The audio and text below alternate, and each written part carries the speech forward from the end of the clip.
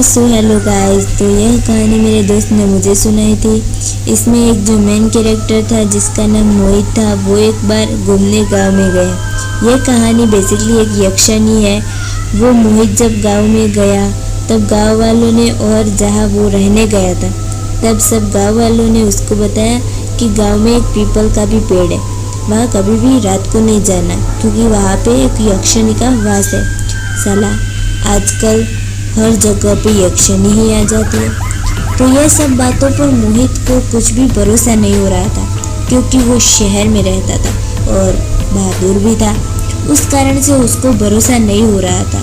वो एक दिन दोस्तों से शर्त लगाई कि वह पीपल के पेड़ के पास जाएगा और साबित करेगा कि यह यक्षिणी जैसी कोई चीज़ ही नहीं होती।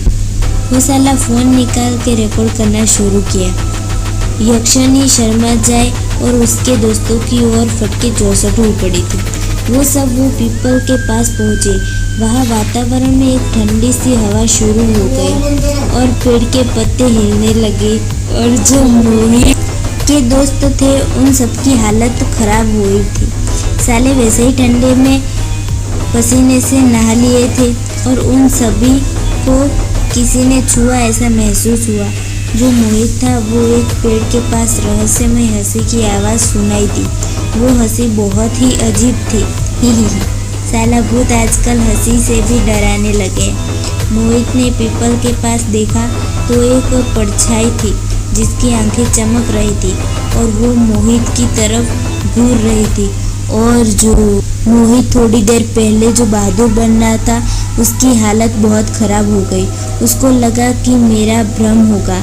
उसने ज़ोर से बोला कि अगर यक्षिणी खुद हेलो मेरे फ़ोन में मैसेज करे। साला उसकी फटी हुई थी लेकिन फिर भी ये बोल रहा था। वो और पीपल के पेड़ के पास पहुंचा। वहाँ अचानक एक परछाई आगे आई। उसका चेहरा अजीब था, बड़ी बड़ी आंखें, खुले बाल। भूत प्रेत का डेशनअप ऐसा ही है जैसे वो मोहित ने देखा। वो तुरंत भागने की कोशिश की लेकिन अपनी जगह से आगे ही नहीं बढ़ पाया। वो यक्षिणी के वश में आ गया था। मैं मोहित वो वहीं पे गिर गया और उसके होठों पे एक अजीब सी मुस्कुराहट थी। अगले ही दिन गांव में ये बात तेजी से फैल गई कि मोहित यक्षिणी के वश में आ गया है। गांव वाले मोहित के दोस्तों को बोलने लगे कि हमने कहा था कि वहाँ मत जाना, लेकिन हमारी बात नहीं मानी और वो यक्षिणी का शिकार बन गया। चलो सब उनकी जान को बचाना पड़ेगा।